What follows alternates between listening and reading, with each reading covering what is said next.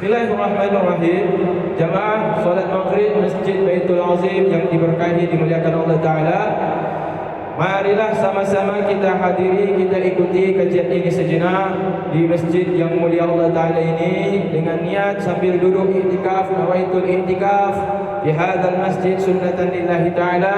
Punya i'tikaf dalam masjid ini sunnah karena Allah Ta'ala, sambil kita menunggu datangnya panggilan Allah Ta'ala. Sebelum wafat dipanggil, tak bisa balik lagi, tak bisa kita tolak.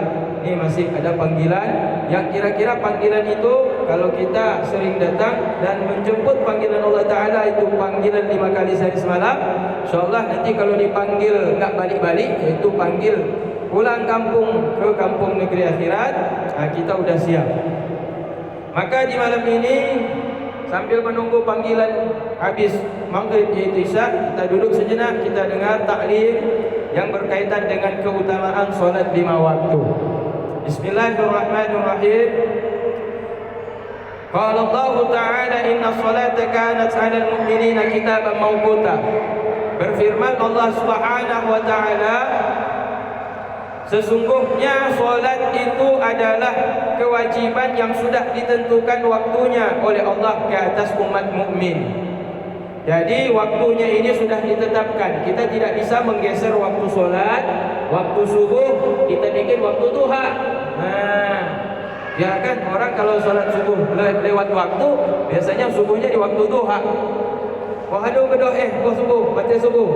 Kalau aku jaga apa 7, lenyat mana, lenyat curi wudu, lenyat solat pukul 8, di qada pukul 8, berarti subuh waktu duha. Yang untuk si qada je.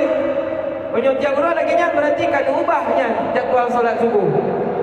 Kalau sekali-sekali ya, karena mungkin tidur tidak sengaja, kalah mata kita sama rasa mengantuk. Tapi kalau setiap hari berarti kita sudah merubah jadual solat dari subuh jam 5 atau subuh 5 lewat 10, 5 lewat 15, berubah menjadi waktu duha. Jadi solat tidak bisa dirubah waktunya. Lihat dalam surat Fussilat ayat 33.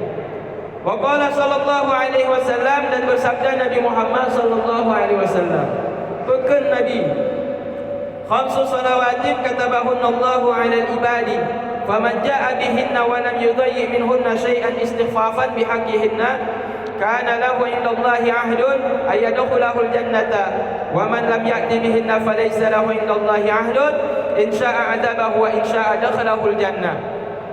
Dipegang oleh Nabi Muhammad, yang tadi dikatakan oleh Allah, sekarang dikatakan, disabdakan oleh Nabi Muhammad. Solat 5 waktu Allah wajibkan ke atas hamba-hambanya.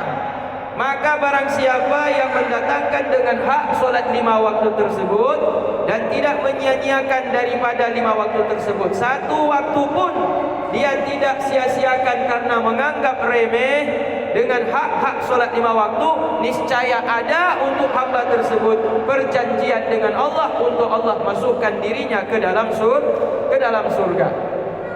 Sebaliknya barang siapa yang tidak mendatangkan dengan hak-hak 5 waktu yang diwajibkan kepada dirinya, maka orang tersebut tidak memiliki hak di sisi Allah, tidak memiliki janji di sisi Allah untuk dimasukkan ke dalam surga. Berarti hamba tersebut kalau tidak menunaikan hak-hak, yaitu salat 5 waktu, kalau Allah kehendaki diazab, maka Allah azab. Kalau Allah Ta'ala menghendaki memasukkan dirinya ke dalam surga karena dia sempat bertobat, maka Allah Ta'ala akan memasukkan ke dalam surga tanpa perlu dimasukkan ke dalam neraka. Jadi ini kuncinya, kalau ingin masuk surga berarti jaga solat 5 waktu dengan hak-hak solat 5 waktu. Mari solat 5 waktu apa hak-haknya? Tepati rukunnya, tepati syaratnya, baik rukun secara lahir maupun secara batin. Syarat secara lahir maupun syarat secara batin. Ada ambil air wudu, suci badan, suci pakaian, suci tempat wudu, masuk waktu. Jangan belum masuk waktu udah solat. Belum masuk maghrib, dah maghrib dia solat. Belum masuk isya, udah duluan dia solat isya. Atau dia solat di luar waktu, udah habis solat, udah waktu subuh baru dia solat isya. Berarti masih menganggap remeh hak-hak solat.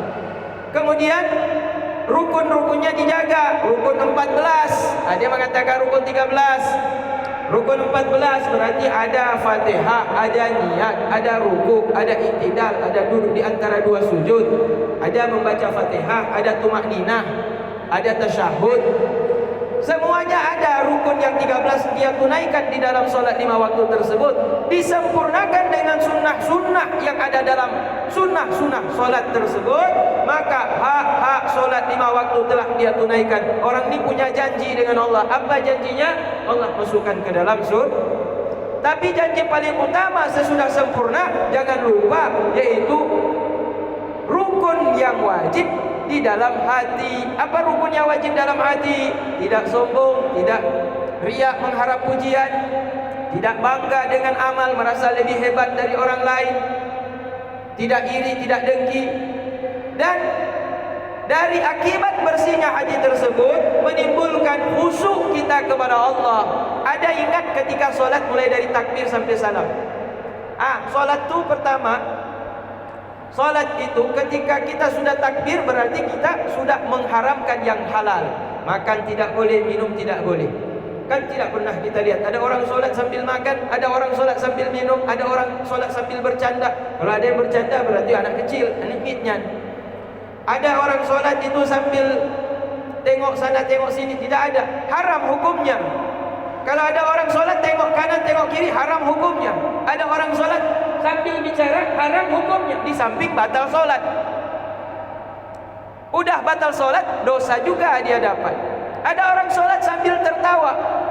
Maka kalau ada suami istri bercanda di dalam kamar solat, kemudian istri mengganggu suaminya sambil dicandain, si suami ketawa sedang solat, maka solatnya batal. Yang kedua, haram, dia berdosa akibat dia tertawa. Yang menyebabkan tertawa suami pun dosa haram. Karena kenapa? Menghilangkan kekhusyuan seorang yang sedang melaksanakan solat, yaitu fardu kepada Allah Ta'ala. Hak solat itu diperhatikan, yaitu khusyuk. Rukun di dalam batin hati orang itu harus khusyuk, ingat kepada Allah. Khusyuk ni banyak macam dia. Ada orang ketika takbir Allahu Akbar, betul dia ingat Allah, baru sudah baca iftitah sudah lupa. Padahal baru takbir, baru Allahu Akbar, betul dia ingat Allah, ingat hatinya, ingat ucapannya ketika diucapkan Allahu Akbar, hatinya memang betul ingat kepada Allah. Tapi udah mulai baca doa iftitah, udah mulai entah ke mana-mana. Berarti khususnya dapat cuma waktu takbir. Salam pun tidak ingat kepada Allah. Baca Fatihah pun tidak, rukuk pun tidak. Berarti cuma dapat pahala satu, yaitu khusyuk ketika mengucapkan takbir, hatinya mengingat Allah Ta'ala dengan kemahakuasaannya, dengan kemahabesarannya. Itu masih syukur, masih dapat khusyuk pun satu kali dia. Ada orang khusyuk enggak ada sama sekali dapat. Takbir enggak ada ingat sama Allah, baca Fatihah enggak ingat, baca rukuk mulutnya saja qomat kamit baca ayat. Mulutnya aja qomat kamit baca tasbih, takbir, tapi hati tidak ada teringat sedikit pun kepada Allah. Ya, maka orang yang solat seperti ini seperti solat mayat. Mayat, coba kira-kira mayat tu kalau berdiri bisa enggak mayat berdiri sendiri? Kalau kita masih hidup bisa berdiri sendiri, jalan sendiri. Kalau mayat, kira-kira ada mayat jalan sendiri? Orang mati jalan sendiri? Tak bisa. Kenapa? Tak ada roh lagi. Hana daya, hana kekuatan lebak jasadnya, bak tubuh rumayatnya, hana le kekuatan. Maka ketika dia mau pergi kubur, tak mungkin dia pergi tanam sendiri. Payah digendong oleh saudaranya. Maka orang solat demikian juga. Bersolat tu punya ruh, punya nyawa. Apa ruhnya? Khusyuk. Ada ingat kepada Allah, hadir hati mengingat Allah, mengingat sesuai dengan apa yang diucapkan ketika gerakan-gerakan solat itu dilakukan. Nah, kemudian ada malu kepada Allah, malu karena dia solat tidak sempurna. Ketika solat dia menghadap kepada Allah, dia sadari dirinya ini banyak dosa. Tadi barusan lihat barusan lihat jalan lewat jembatan tu, nampak perempuan, nampak rambutnya orange. Dah sampai ke dalam masjid dia solat, ingat tu pula dia malu, dia ingat sama Allah Ta'ala. Ya Allah, tadi sempat mata dia lihat haram-haram tadi itu. Ini mak, ibu, ayah yang dimuliakan Allah Ta'ala. Satu waktu Sayyidina Ali mau pergi ke rumah Rasulullah. Satu waktu Sayyidina Ali mau pergi ke rumah Rasulullah. Di tengah jalan Ali tak sengaja menoleh melihat aurat wanita dan cantik wanita tersebut. Sehingga terbersit dalam hati kagum Ali melihat kecantikan wanita tersebut. Tapi kemudian dia istighfar, minta ampun kepada Allah. Begitu Ali menuju ke rumah Rasulullah, sampai ke rumah Rasulullah, belum sempat Ali bicara, baru assalamualaikum ya Rasulullah. Rasulullah jawab, Waalaikumsalam. Ya Ali, mata kamu itu banyak kotoran. Kata Rasulullah kepada Ali apa? Ya Ali, di matamu ada najis. Ya Ali, di matamu ada gelap, tidak biasanya. Maka tertunduk malu Ali dan mengaku, ya Rasulullah, saya tidak sengaja tadi menoleh dan saya mengagumi paras cantik wanita yang bukan mahram saya ketika sedang menuju ke rumahmu ya Rasulullah. Rasulullah bisa melihat mata kotor tersebut. Dosa yang menempel di mata itu membekas dalam pandangan batin Rasulullah sallallahu alaihi wasallam. Bagaimana kalau kita jumpa dengan Rasulullah, tahu semua Rasulullah, but tanya ahnaga, malah tanya merumpak ke Rasulullah. Kalau dengan Rasulullah bisa melihat Ali yang melakukan perbuatan tadi, bagaimana dengan Allah Ta'ala? Apa yang kita kerjakan itu semua terlihat oleh Allah Ta'ala. Maka ada timbul rasa malu kita ketika kita hadir ke masjid, ketika kita menghamparkan sajadah hendak masuk di dalam perbuatan, yaitu ibadah solat. Malu kita, ya Allah, tadi saya bikin maksiat, tadi saya bikin dosa, ya Allah. Jadi solatnya itu solat orang yang malu kepada Allah Ta'ala. Orang yang malu kepada Allah Ta'ala merasa kurang dengan apa yang dia kerjakan. Solatnya itu dia rasa tidak sempurna, maka dia berusaha untuk menyempurnakan ibadah solatnya. Situlah mujahadahnya, situlah perjuangannya, disitulah usahanya seorang hamba. Dalam beribadah solat, dia berusaha mempraktekkan ilmu yang dia dapatkan agar solatnya itu menjadi sempurna. Sehingga solatnya itu bukan asal-asalan, tapi solatnya itu betul-betul dia lakukan karena mengharapkan semata keridhaan Allah Ta'ala. Itu pun ketika selesai solat minta maaf kepada Allah. Kenapa ya Allah, ini masih kurang ya Allah, ini pun masih belum sempurna. Makanya habis solat jangan langsung pergi. Habis solat istighfar, minta ampun kepada Allah. Bahkan habis solat minta ampun. Apa solat itu perbuatan dosa? Bukan. Dalam solat pun kita berbuat dosa kepada Allah. Kenapa? Banyak yang tidak kita sempurnakan dalam solat. Masih ada dalam hati ingat kepada selain Allah. Banyak sekali. Baca Fatihah saja, Alhamdulillahirabbil alamin, Ar-Rahmanir Rahim. Segala puji bagi Allah. Semua nikmat coba kau bayangkan. Tak sanggup kita bayangkan semua nikmat Allah Ta'ala. Dan dijamin Allah tak akan bakal sanggup. Mau kita hitung pun tak akan sanggup. Alhamdulillah, segala puji bagi Allah. Kenapa puji Allah Ta'ala? Nikmat gak habis-habis.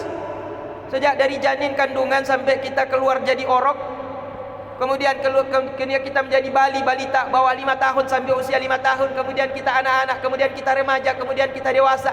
Banyak kali nikmat Allah Ta'ala. Mau sebut Alhamdulillah, membayangkan semua nikmat yang Allah berikan, la tuhsuha, gak akan sanggup kalian, kata Allah Ta'ala. Maka kurang kita bersyukur kepada Allah Ta'ala. Malu lagi, anak sempurna. Maka wajib bagi kita minta maaf kepada Allah. Wajib bagi kita minta ampun kepada Allah Ta'ala. Bukan sunnah. Memang sunnah istighfar kalau tidak berbuat dosa secara kasat mata. Tapi kalau ada orang melakukan dosa, misalkan dia mencuri, wajib minta ampun kepada Allah. Astaghfirullahalazim, menyesal dan tidak akan mengulang kembali. Harta orang kembalikan. Itu baru dimaafkan. Kalau ada orang melakukan dosa, ada orang melakukan maksiat, ketika dia selesai dan dia sadar dia melakukan kesalahan, wajib segera dia minta maaf kepada Allah Ta'ala. Semakin lama dia minta istighfar, semakin lama dia mengulur waktu minta ampun kepada Allah, semakin banyak dosa itu tetap mengikutinya. Bertambah terus dosa-dosa itu. Karena kenapa? Wajib segera minta ampun, minta maaf kepada Allah Ta'ala. Bagaimana dengan dosa batin? Bagaimana dengan dosa tidak mensyukuri nikmat Allah Ta'ala? Kalau kita tahu Allah Ta'ala banyak memberikan nikmat kepada kita, bagi orang-orang yang ingin dekat kepada Allah, tetap dia merasakan itu satu kesalahan. Meskipun dia sudah mengucapkan istighfar, meskipun dia sudah mengucapkan Alhamdulillah, tapi masih ada dalam hatinya beban rasa malu kepada Allah, karena tidak sempurna memuji Allah dengan sebanyak nikmat yang Allah karuniakan kepadanya seumur hidupnya. Itulah sebabnya Rasulullah tidak tidur malam, meskipun sudah bersentuh kulitnya dengan Siti Aisyah. Rasul sudah masuk kamar Aisyah dan jatah dengan istrinya Aisyah. Istri Rasul 12 orang ya. Tiba giliran malam dengan Siti Aisyah. Masuk kamar dengan Siti Aisyah, udah sentuh kulit dengan kulit. Tapi apa kata Rasulullah kepada Aisyah? Malam ini saya minta izin sama kamu. Minta izin apa wahai suamiku? Saya ingin dekat dengan Allah, boleh tidak? Kata Aisyah, demi Allah wahai ya Rasulullah, melihatmu sujud ibadah kepada Allah lebih aku senangi daripada berhubungan denganmu ya Rasulullah. Coba bayangkan tu Aisyah. Dah sentuh kulit. Dah masuk kamar, sentuh kulit. Apa kata Rasulullah? Boleh minta izin. Minta izin apa ya Rasulullah? Boleh enggak saya malam ini khusus dengan Allah Ta'ala untuk ibadah? Jawab Aisyah pun bagus. Aisyah katakan apa? Ya Rasulullah, melihat engkau sujud beribadah kepada Allah sepanjang malam lebih aku sukai daripada berhubungan denganku, kata Siti Aisyah. Sebagian inong hana kadang-kadang lale solat, lale semubut, lale dakwah, lale baca Quran. Kamu dianggurin. Bukan dimanggain, dianggurin pegah. Jadi ada wanita yang tidak respect ketika suami beribadah dan mengatakan bahwa hana peduli dengan istri. Yang salah sebenarnya. Contohlah Siti Aisyah, istri-istri Rasulullah sallallahu alaihi wasallam, mensupport suami agar semakin dekat kepada Allah Taala. Maka jawaban Siti Aisyah sesudah Rasulullah salat, ditanya Aisyah, "Ya Rasulullah, bukankah engkau adalah nabi yang paling dicintai Allah? Bukankah engkau sudah dijamin ahli surga, masuk surga? Lantas kenapa engkau melakukan ibadah begitu luar biasanya sampai bengkak kakimu ya Rasulullah?" Maka Rasulullah bilang, "Aisyah, aku diberikan nikmat lebih daripada orang-orang lain Aisyah. Aku diangkat jadi rasulnya, aku diangkat jadi nabinya, aku diberikan wahyu, aku jumpa dengan Jibril. Maka aku harus lebih banyak bersyukur kepada Allah dibandingkan hamba-hamba yang lain. Maka aku ingin menjadi orang yang ahli bersyukur kepada Allah Ta'ala." Dari tingkat para ulama, ketika mereka ada sebagian ulama solat di waktu subuh dengan air wudhu di waktu isya. Artinya apa? Solat di waktu subuh dengan air wudhu dari waktu solat isya. Artinya apa? Sepanjang malam begadang, solat zikir, ingat kepada Allah. Waktu datang salat subuh, air wudhu belum batal. Artinya dia enggak sentuh istri, dia enggak batal wudhu, dia enggak ada tidur. Sepanjang malam dia hanya mengingat Allah dalam ibadahnya kepada Allah, dalam mengajarnya kepada Allah, dalam menulis karangan-karangan kitab oleh para ulama itu karena Allah Ta'ala. Hingga sampai subuh itu dia solat subuh dengan air wudhu di waktu solat isya. 40 tahun. Coba dibayangkan tuh, kalau tidak salah 40 tahun, entah imam siapa tuh, udah lupa saya. Coba bayangkan tuh, puluhan tahun dia jaga wuduknya itu, isya enggak batal sampai waktu solat subuh.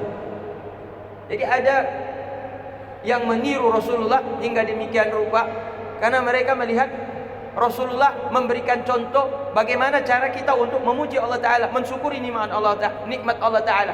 Itu pun Rasul mengatakan, belum sempurna syukurku kepadamu ya Allah. Apalagi kita banyak lagi bikin maksiat. Mana nikmat belum disyukuri, bikin lagi maksiat. Minta maaf pun tidak, bersyukur pun tidak. Hamba apa kita ini? Jadi banyak kali kita punya kesalahan kepada Allah Ta'ala. Maka selepas solat 5 waktu, jangan pun tinggal. Walaupun istighfar cuma 3 kali, Astaghfirullahalazim. Kadang-kadang habis solat 5 waktu, istighfar pun malas. Paling dalam benak pikiran kita mengatakan, alah udah, yang penting udah kerjakan solat, udah selesai pulang. Padahal dalam solatnya itu pun ada kelalaian. Kelalaian itu bagi orang yang dekat kepada Allah dianggap itu kesalahan juga yang pantas untuk minta maaf kepada Allah. Maka orang solat itu kan diancam tuh, fawailul lil musallin alladzina hum an salatihim sahun. Maka celaka bagi orang-orang yang solat tapi hatinya tidak ingat kepada Allah, lalai daripada mengingat Allah Ta'ala. Maka minta maaf kepada Allah. Ketika selesai solat pun kita minta maaf. Yang celaka orang enggak pernah minta maaf dan tidak pernah solat. Ini orang yang luar biasa azabnya nanti di dalam neraka. Dalam hadis-hadis dikatakan bisa berubah wujudnya menjadi babi hitam. Babi hitam nanti. Maka kita lihat babi sini jijik memakan. Kita pula yang jadi babi. nampak kita bagus, tampangnya bagus, kehidupan kita mewah, penuh kesenangan kehidupan di dunia, solat tidak pernah. Di dalam kubur belum tentu. Luar biasa susah hidup kita di dalam kubur tersebut. Nah, kemudian dikatakan Rasulullah sallallahu alaihi wasallam, perumpamaan solat 5 waktu seperti umpamanya air yang tawar yang meluap-luap di depan pintu rumah kalian. Kalian bisa menceburkan diri kalian. Ini ibarat kata kita punya rumah, istana, di depan rumah itu punya kolam renang. Airnya itu air tawar, bukan air asin seperti air laut. Airnya itu pun banyak, meluap airnya, bukan kering kerontang, bukan sedikit airnya. Kalau datang waktu sholat, ibaratnya sama seperti kita masuk mandi menyelam ke dalam air tersebut 5 kali sehari semalam. Maka pertanyaannya, kata Rasulullah, "Fama tarawna dzalika yabqa min darnihi?" Apakah kalian melihat orang yang mandi 5 kali sehari semalam di dalam kolam air tawar yang penuh airnya tersebut, apakah engkau melihat pada tubuhnya masih tersisa kotoran? Maka berkata para sahabat, qalu la syai'a, tidak ada ya Rasulullah, tidak ada sedikit pun kotoran. Qala sallallahu alaihi wasallam, maka Rasulullah menjelaskan lagi, fa inna shalawatal khamsa tadhhabu dhunuba kama yadhhabul ma'u darna. Sungguh salat-salat 5 waktu yang Allah wajibkan kepada kalian itu bisa membersihkan dosa-dosa, kotoran-kotoran yang kalian lakukan, sebagaimana air membersihkan kotoran-kotoran pada badan-badan kalian. Air bisa membersihkan kotoran pada badan kita. Air bisa membersihkan kotoran pada baju kita. Air bisa membersihkan kotoran pada tempat kita sholat, di musola kita, di masjid kita. Demikian juga sholat bisa membersihkan kotoran-kotoran, najis-najis, yaitu maksiat-maksiat, baik maksiat jasmani maupun maksiat yaitu rohani. Maksiat jasmani, maksiat badan, maksiat mata, maksiat telinga, maksiat mulut, maksiat kemaluan, maksiat tangan, maksiat kaki.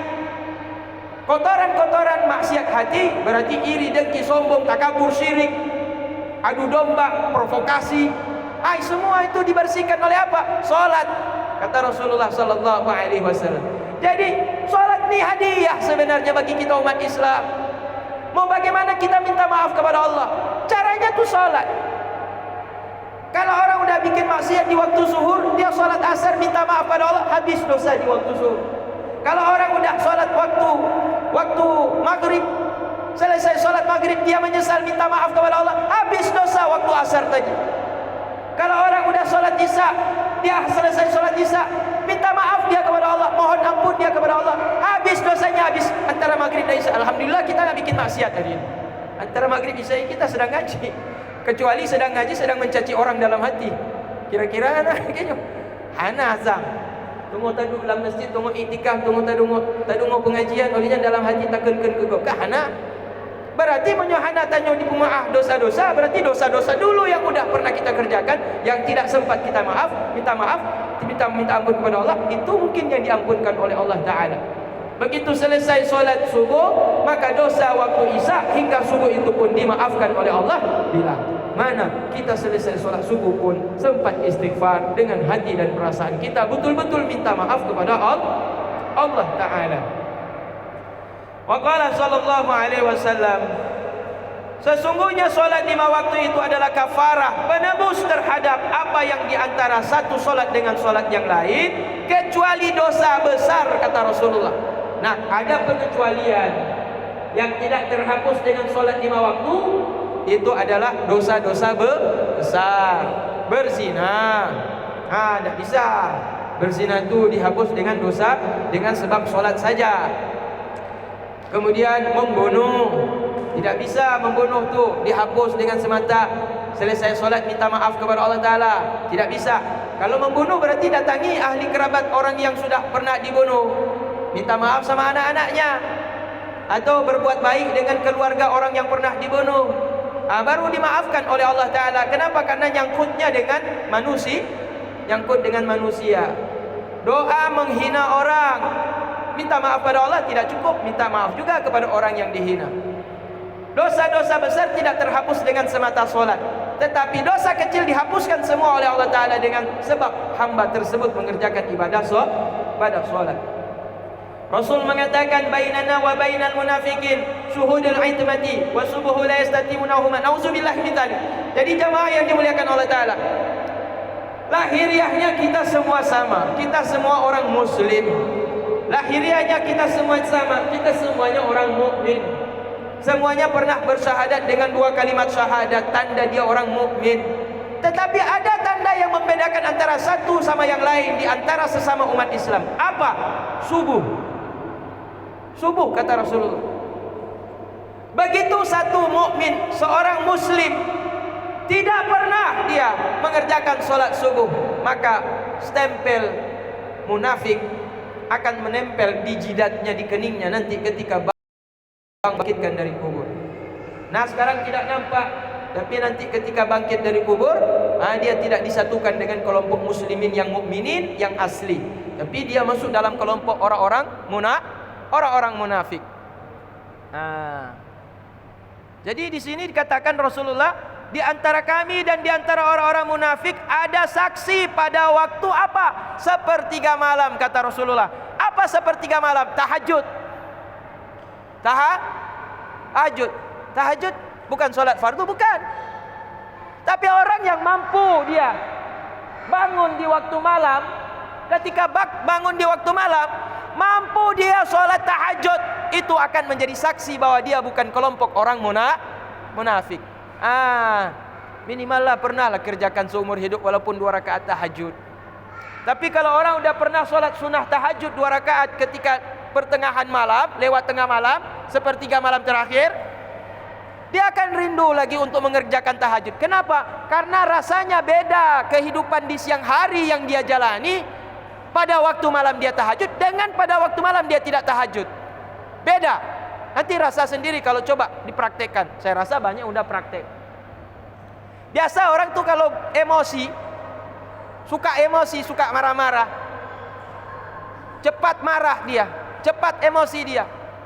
Ketika malam dia kerjakan solat tahajud, di waktu pagi, di waktu siang, di waktu sore, dalam aktivitas sehari-harinya, itu biasanya lebih hati, dingin hati. Memang terasa tuh, beda. Jadi kalau kita udah cepat kali emosi, ingat lagi, oh tahajud nih, di malam tahajud nih.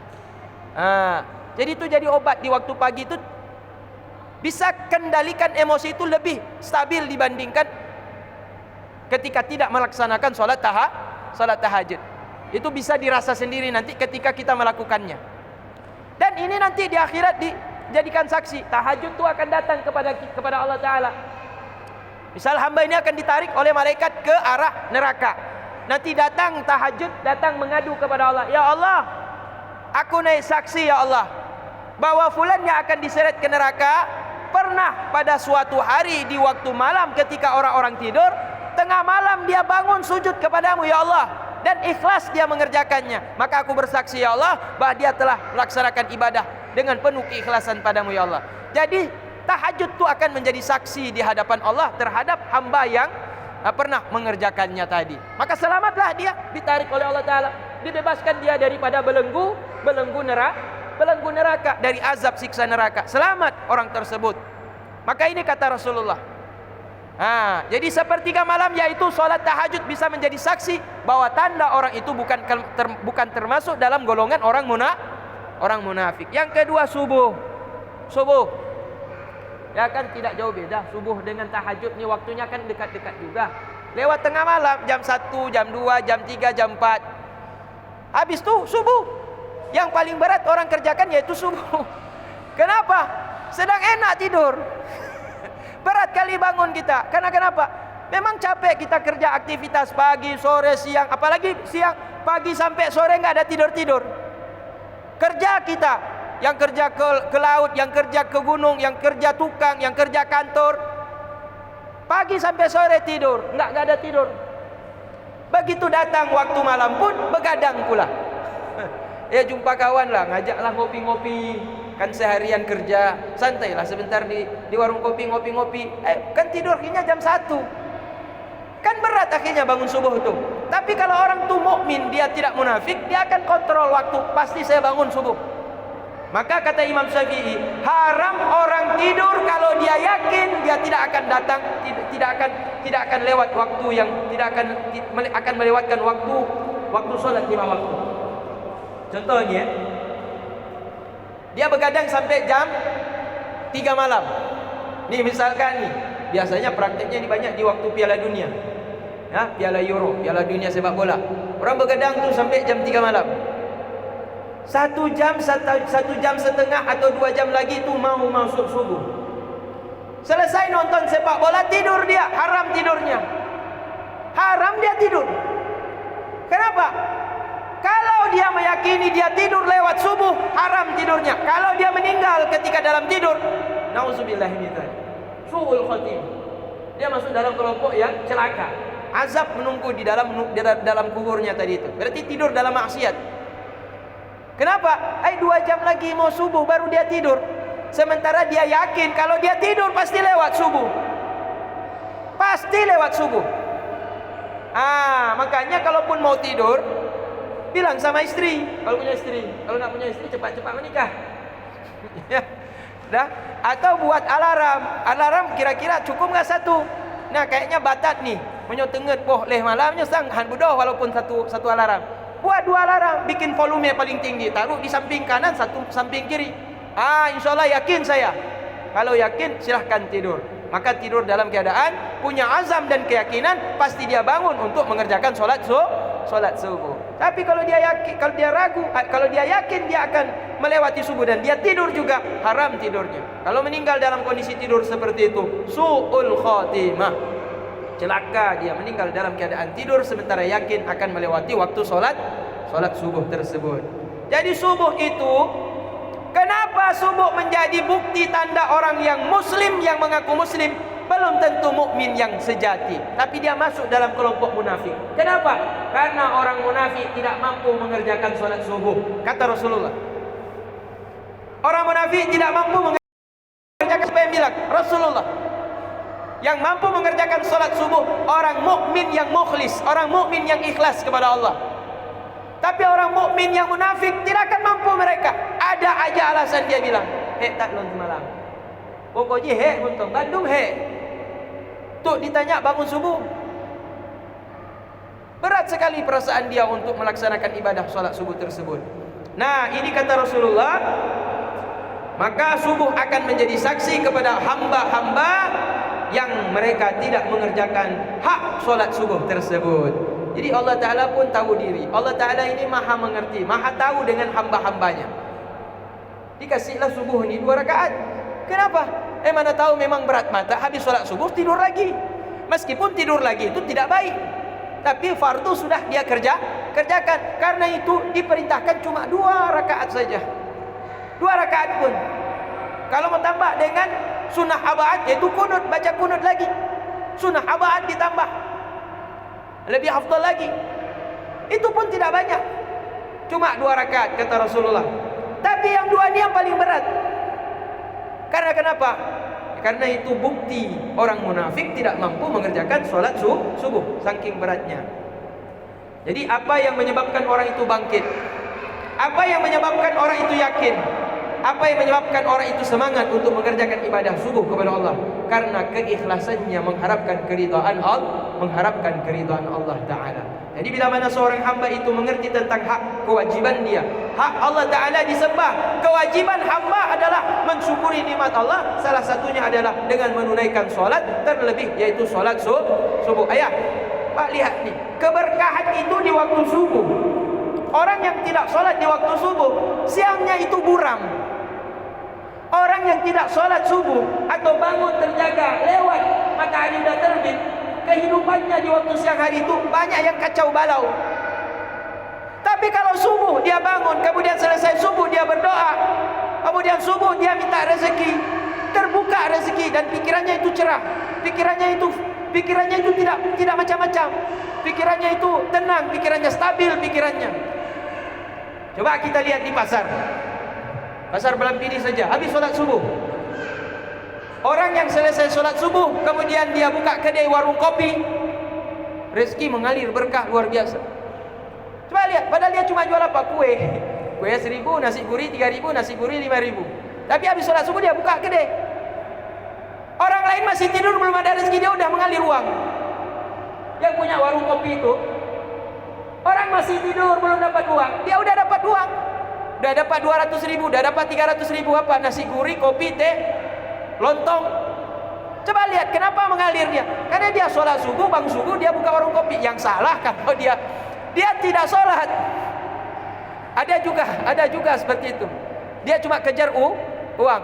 Ada juga yang buka warung kopi waktu subuh, dia sibuk masak air panas, dia sibuk masak lontong, sibuk masak nasi gurih. Tapi dia nggak sholat subuh. Tapi dia minta rezeki dari orang yang sholat subuh. Yang datang makan di warung kopi, di warung nasi gurihnya itu orang-orang yang sholat dari masjid, tapi dia sendiri nggak sholat. Itu namanya bala. Rezeki yang dia terima itu bala. Lahiriah nampak mengalir lancar tuh. Tapi sebenarnya itu bala. Karena semakin banyak nikmat itu, semakin banyak juga dosa yang dia pikul, dan azab pun semakin dengan nikmat yang dia pikul yang tidak dia syukuri.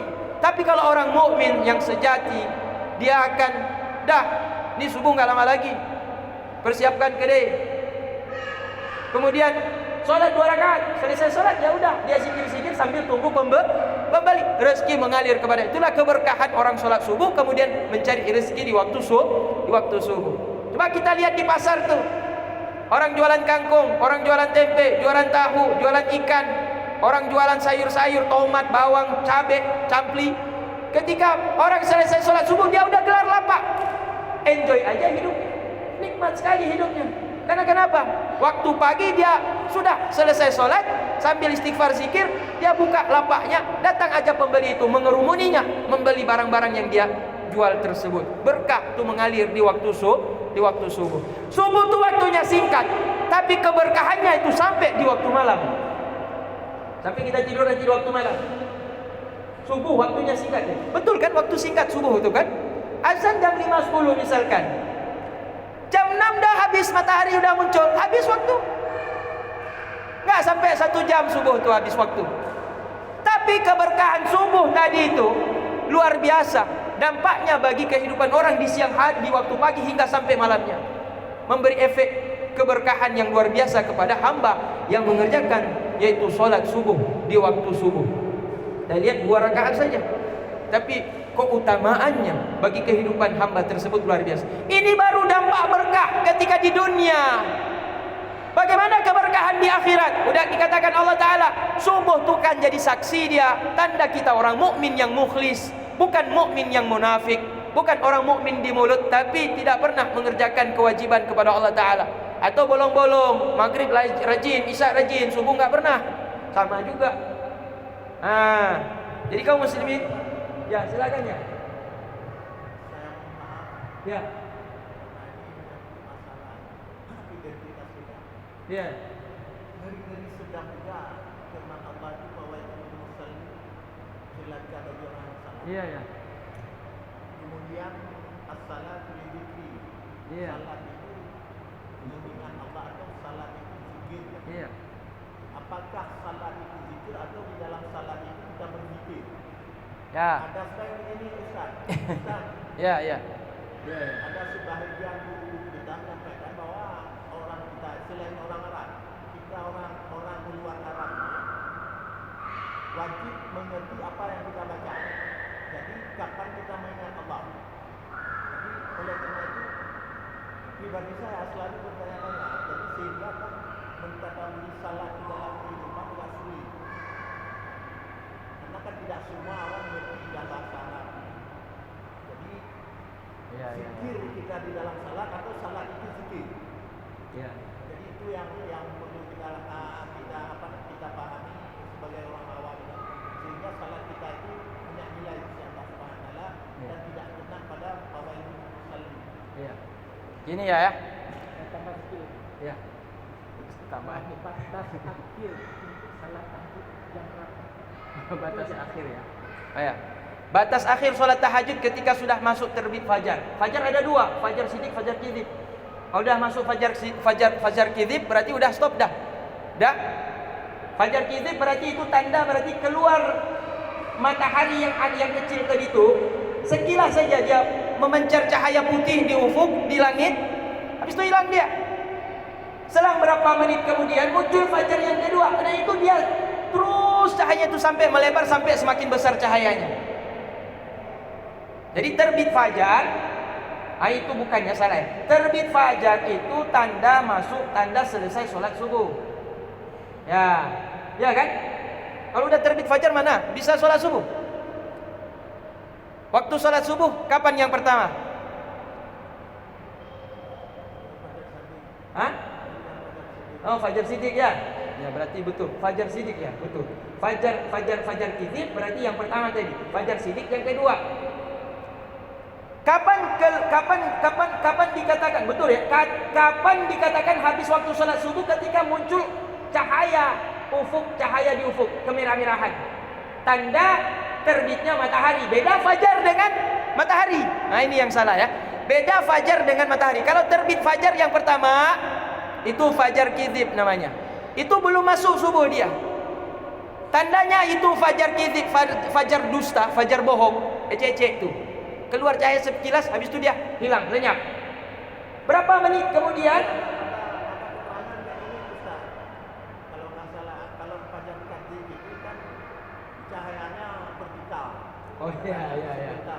Ya. Dia kalau pada sadik cahayanya horizontal. Ya. Memanjang dia. Ya. Cuma kita kan nggak mungkin melihat itu. Ya, itu keterangan tambahan. Ya. Intinya sama. Yang pertama lenyap.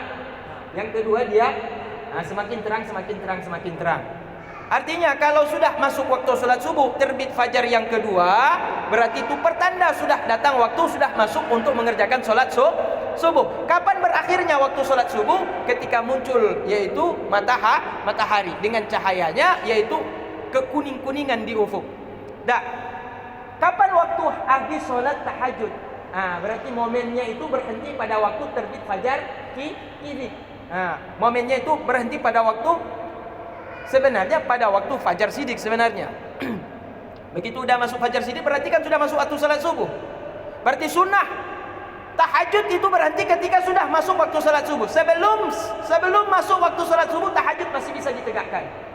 Tapi afdalnya kita jaga hingga sampai pada waktu terbit fajar kizib. Mana tahu ketika selesai sholat, ketika muncul fajar sidik tadi itu tanda masuk waktu salat subuh, mungkin kita perlu persiapan untuk sholat fardu. Tapi kalau di waktu itu kita kebut juga untuk tahajudnya, persiapan untuk menghadapi sholat fardu subuh, mungkin ada sedikit kekurangan. Mana bajunya belum pas, mana mungkin baju pecinya belum pas. Jadi kejar-kejaran dengan yang fardu. Jadi andai kata di akhiri pada waktu terbit fajar kizib, maka itu lebih afdal. Itu masih ada waktu untuk mengerjakan sholat tahajud. Tapi sholat tahajud itu dia harus tidur sebelum, yaitu masuk pertengahan malam. Kalau orang tahajud tapi dia tidak tidur sebelumnya, bagaimana? Tidak sah tahajud. Sholat sunnah biasa saja itu dihitung. Kemudian yang kedua, apakah sholat itu dikata as-sholatu li dzikri, kumus sholat as-sholatu li dzikri. Dirikan sholat itu untuk mengingatku. Hakikat sholat itu sendiri adalah untuk mengingat Allah. Jadi ketika seorang hamba mengerjakan sholat, ketika seorang hamba masuk di dalam sholat, dengan apa dia masuk dalam sholat? Takbir Allahu Akbar, berarti sudah masuk dalam sholat. Ketika orang masuk di dalam sholat, berarti hakikatnya dia sudah mengingat Allah. Nah, pertanyaannya tadi, ada orang yang tidak memahami bahasa yang dia baca, karena itu bahasa Arab. Apakah wajib mereka mengerti apa yang dibaca tadi? Apalagi kalau kita bebankan kepada orang mualaf, enggak sholat nantinya. Ya. Orang bule masuk Islam. Macam ada kawan saya menikah sama perempuan dari Perancis. Masuk Islam dia, sholat dia. Diajarin sholat. Kapan dia? Kalau kita syaratkan dia harus mengerti apa bacaan yang dibaca dalam bentuk bahasa Arab tadi, sungguh beratlah bagi mereka orang mualaf. Berarti tidak menjadi syarat ketika orang masuk di dalam sholat mengerti semua apa yang dia baca. Tapi ketika dia masuk dalam sholat, ingatannya kepada Allah cukup bagi mereka yang baru mu'alaf. Cuma sayang bagi kita yang sudah dari dulu dari nenek moyang kita muslim, tidak mau mengaji, tidak mau belajar, tidak mau bertanya. Abu, tengku Allahu Akbar ku arti ji. Ai Allahu Akbar tu pun. Tu pun. Long salat Allahu Akbar, tapi Allahu Akbar hanya tepu. Punya Allah tepu lho, akbarnya pun maha besar. Oh, maha besar. Oh, maha besar kekuasaan Allah Taala. Baca ruku, baca apa? Subhana rabbiyal azim wa bihamdi. Berarti maha suci Allah Taala yang maha agung dengan semua keagungan-keagungan sifat-sifat Allah Taala yang maha sempurna terbayang di dalam hati kita. Oh, laginya. Waktu itidal, Rabbana lakal hamdu. Semua nikmat Allah Ta'ala kita serahkan pujian hanya untuk Allah Ta'ala atas nikmat yang Allah berikan bagi kita dan orang lain. Teringat semua nikmat-nikmat tersebut dengan segala keindahan karunia Allah Ta'ala. Waktu sujud demikian juga. Subhana rabbiyal a'la wa bihamdi. Maha suci Allah Ta'ala yang maha tinggi. Maha tinggi daripada segala kekurangan dan aib dan cacat yang dituduhkan oleh orang-orang kafir kepada Allah Ta'ala. Punya anak, punya istri. Allah Ta'ala tinggi, Allah Ta'ala besar. Maha suci, maha tinggi Allah dari segala kekurangan-kekurangan. Terpikir dalam ingatan kita, Allah Ta'ala itu luar biasa, kesuciannya luar biasa, jauh daripada najis dan kotoran, daripada kekurangan, dari aib-aib yang dikatakan orang-orang kafir. Kalau kita mau mendalami lagi setiap bacaan yang kita ucapkan di dalam salat, sempurna salat kita. Bukan tidak sah salat kalau orang tidak mengerti apa yang dia baca. Bukan tidak sah salat, sempurnanya tidak didapat, tapi sah. Solatnya dia sudah dapat, asalkan ada ingat Allah ketika takbir, ada ingat Allah ketika ruku, ada ingat Allah ketika sujud.